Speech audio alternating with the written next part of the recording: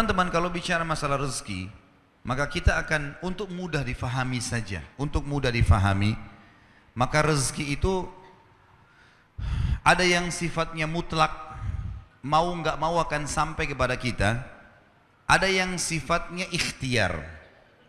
Ada yang sifatnya ikhtiar.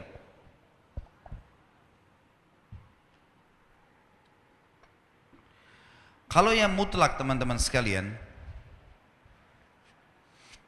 mau nggak mau datang kepada kita. Biarpun kita lagi duduk di rumah, maka rezeki itu akan datang. Seperti misal, mata kita sekarang menangkap cahaya, hidung kita menarik oksigen, telinga kita menangkap suara, energi di tubuh kita pada saat kita mau bergerak, kita mengeluarkan proses makanan yang habis akan dibuang kotoran, tinja dan air seni, rezeki datang. Ada juga rezeki-rezeki yang lain selain daripada itu, seperti misalnya kita lagi duduk di rumah, tetangga antarin makanan, nggak pernah pesan, nggak pernah apa-apa, tiba-tiba dikasih.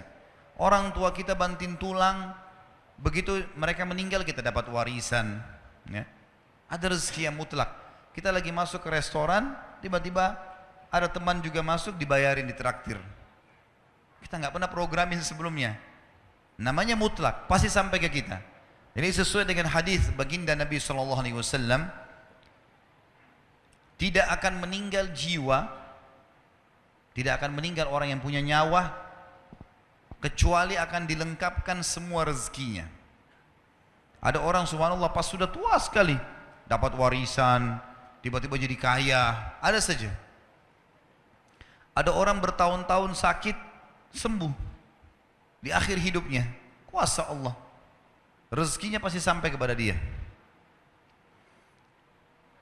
Ada hadis yang lain berbunyi, kalau seandainya seseorang di antara kalian, hadis sahih riwayat Imam Ahmad setahu saya,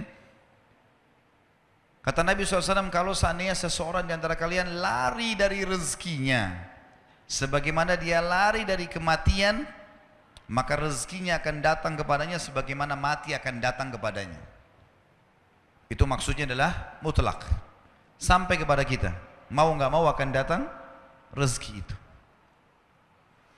Ada rezeki yang kedua teman-teman, namanya rezeki ikhtiar, berhubungan dengan ikhtiar kita. Jadi rezeki ikhtiar ini memang harus melalui usaha, upaya.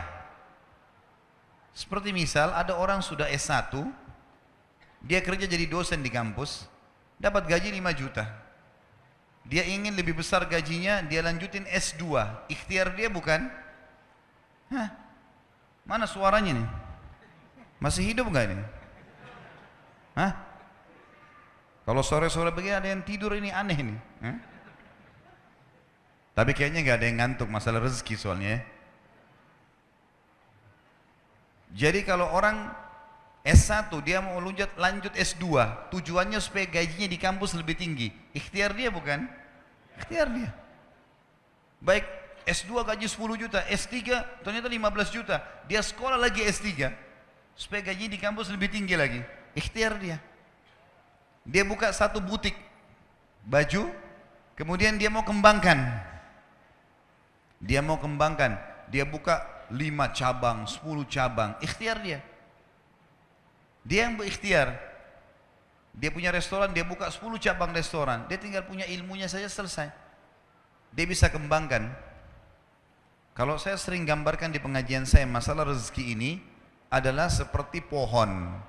Pohon buah, ada buah yang berjatuhan, ada buah yang bergelantungan. Buah yang berjatuhan ini, itu adalah rezeki mutlak tadi. Artinya kita tidak usah capek-capek upaya, datang sendiri. Ya tadi oksigen yang kita hirup, cahaya ditangkap oleh mata, tadi traktir teman, dapat warisan orang tua dan seterusnya.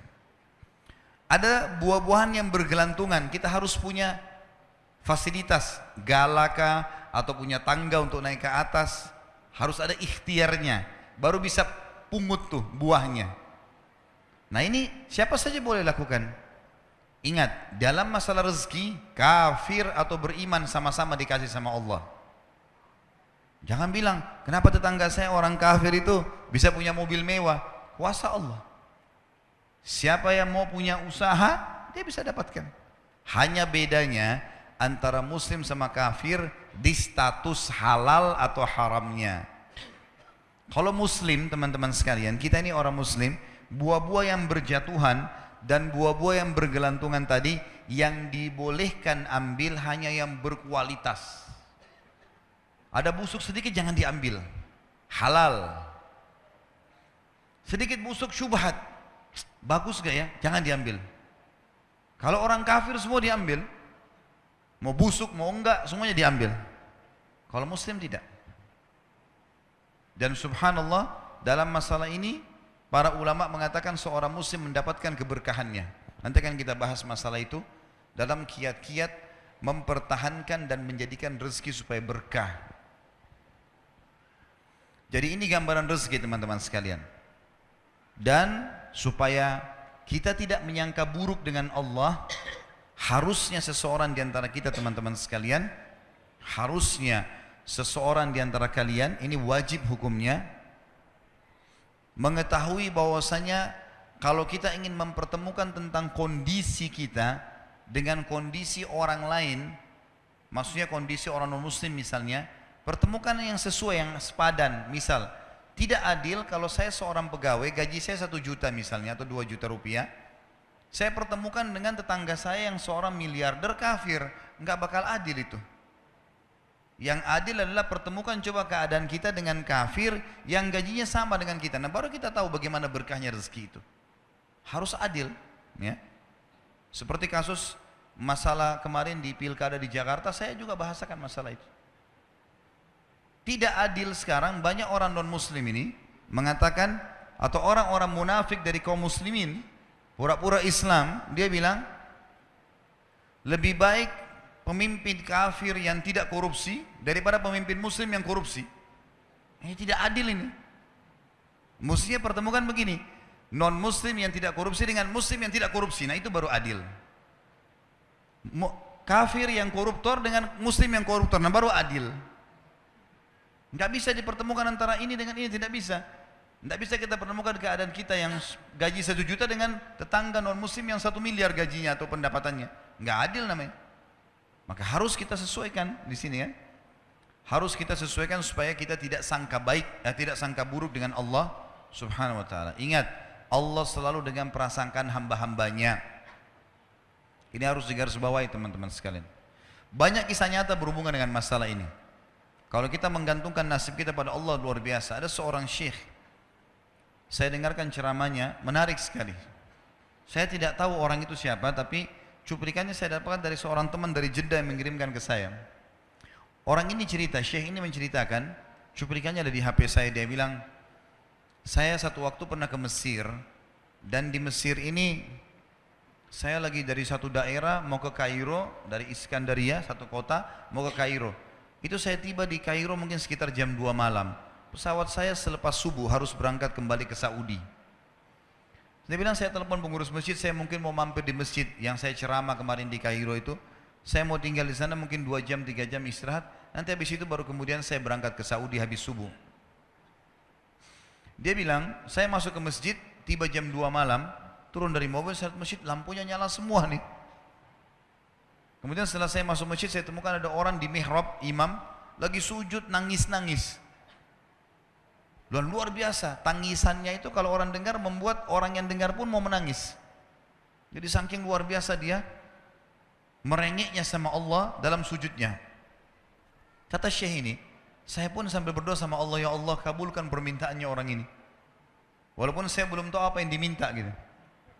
Dia bilang selesai dia sholat, saya dekati dia, saya bilang, Masya Allah, doa apa ini? Luar biasa ini.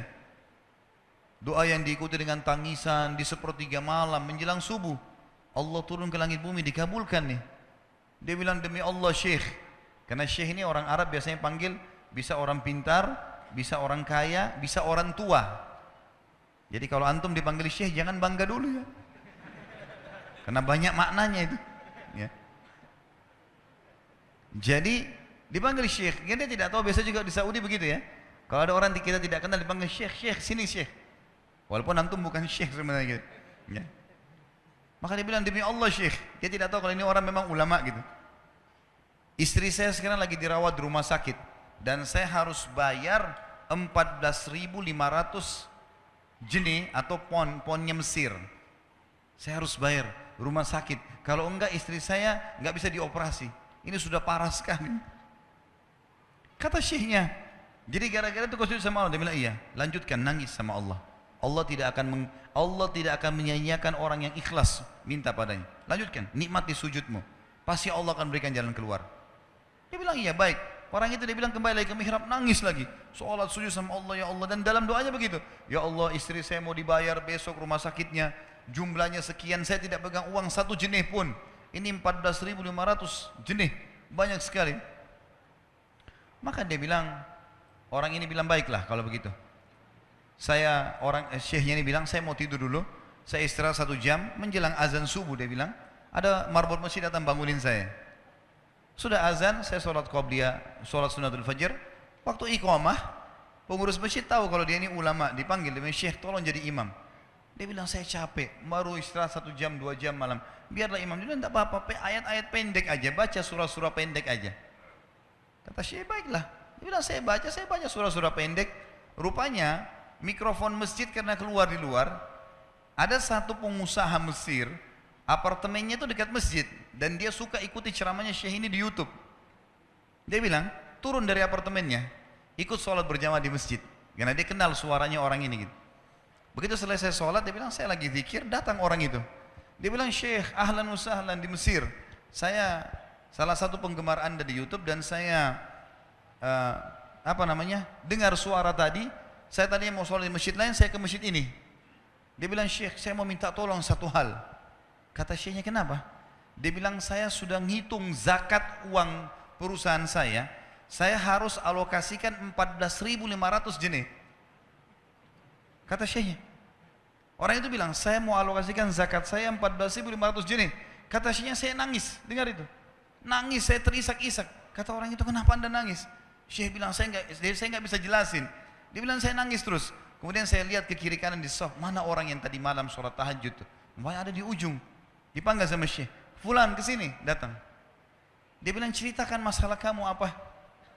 Dia bilang, Syekh, saya punya masalah, istri saya dioperasi, harus bayar 14.500 jenih hari ini, kalau tidak nggak operasi.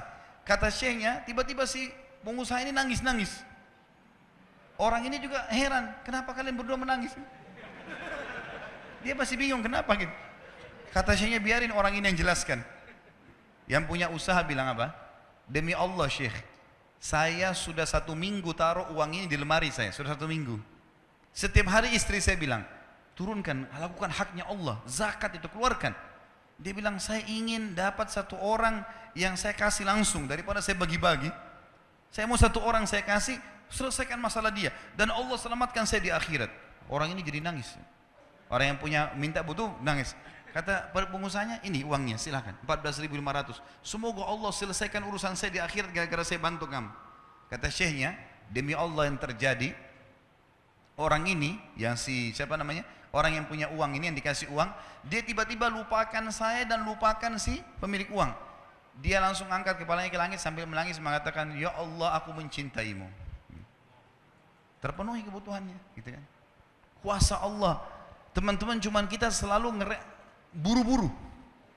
Kalau seseorang kita di perusahaan mau dinaikkan gajinya saja, mau naikkan jabatannya, dia harus tulis permohonan. Tidak mungkin juga baru hari ini dimasukkan kemudian ketuk ruangan di rootnya, mana permintaan saya kemarin, atau hari ini, nggak mungkin. Seminggu dia sabar, 2 minggu dia sabar, dengan berharap datang panggilan. Kenapa dengan Allah Subhanahu Wa Taala kita tidak begitu, teman-teman? Banyak orang buru-buru, dan kebanyakan orang mau menggantungkan permintaannya kepada Allah hanya pada hal-hal yang kecil, hal yang besar tidak, atau sebaliknya, hal yang besar, hal yang kecil tidak. Kenapa tidak pernah minta sama Allah dikasih motor, dikasih mobil, dikasih rumah? Kenapa hanya minta kalau penyakitnya dihilangkan baru kembali kepada Allah? Itu pun seringkali kita jadikan Allah nomor 30, teman-teman sekalian. Ke dokter ini, ke dokter itu, resep ini, resep. Nanti kalau sudah mentok nggak bisa sembuh baru sholat tahajud. Salah. Islam mengajarkan kita apa? Sebelum makan berdoa, sebelum tidur berdoa, sebelum aktivitas berdoa, sebelum ke dokter doa dulu supaya Allah jadikan kesembuhan. Karena dokter resepnya cuma semoga lekas sembuh. Tidak ada pasti sembuh. Makanya teman-teman sekalian, kembali kepada Allah adalah jalan yang paling luar biasa gitu. Coba merengek kepada Allah SWT, Allah pasti tidak akan pernah memungkiri janji-janjinya.